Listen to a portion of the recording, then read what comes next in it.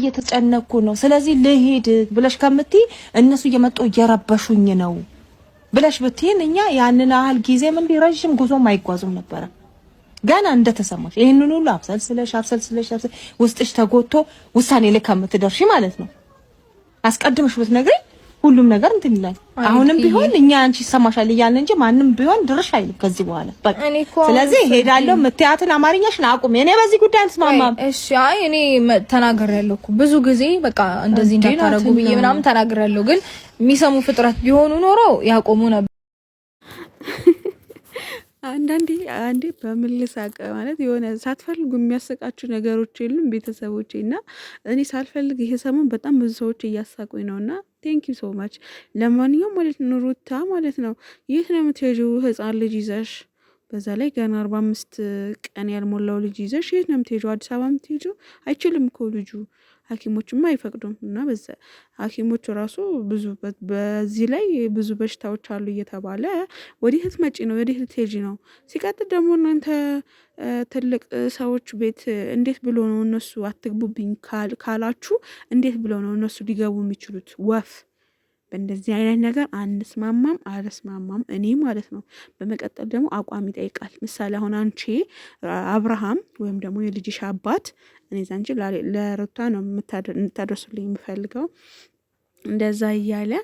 እንደዛ ከሴት ጋር እንደዛ አይነት ቪዲዮ እየሰራ እያየሽ አንድ ላይ እንደዛ ራቆቷ እንደዛ ምናምን እያየሽ ማለት ነው እኔ ለምን ጊዜ ብር ጥንቅር ብሎ አይቀርብኝም ክብር ይበልጣል ገባችሁ ክብር ይበልጣል ለተመልካች ክብር ይኑራችሁ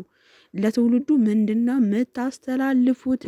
አንቺ ደግሞ ወዴት ነው የምትሄጂው ግራ ገባን እኮ ግራ ገባን ሩት የምር አስተዊ እና አሁን አንቺ እንደዚህ ብለሽ ይሄም የምትሄጂው ባልሽ ጋር አብርሃም እኮ ከሌላ ሴት ጋር ነው በዛ ላይ ራቆታ ሆና እየሰማች እያማለለች ለምን ጊዜ ለስራ ሆኖ እናንተ የምትሰሩ ድራማ እንደዚህ ሆኖ ማለት ነው ለህዝብ እንትን ከምትሉ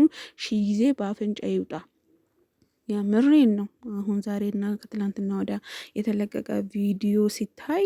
ማለት የልጅሽ አባት ሆኖሽ ኦኬ አትቀኝም ማለት አሁን ከአብርሃም ጋር ቪዲዮ አይኖ ምንም ነገር እንደሌለ በመካከላችሁ ግን እንደዛ ሲሆን ለእኔ ራሴ ጠይቅሽ ሌላው ተመልካች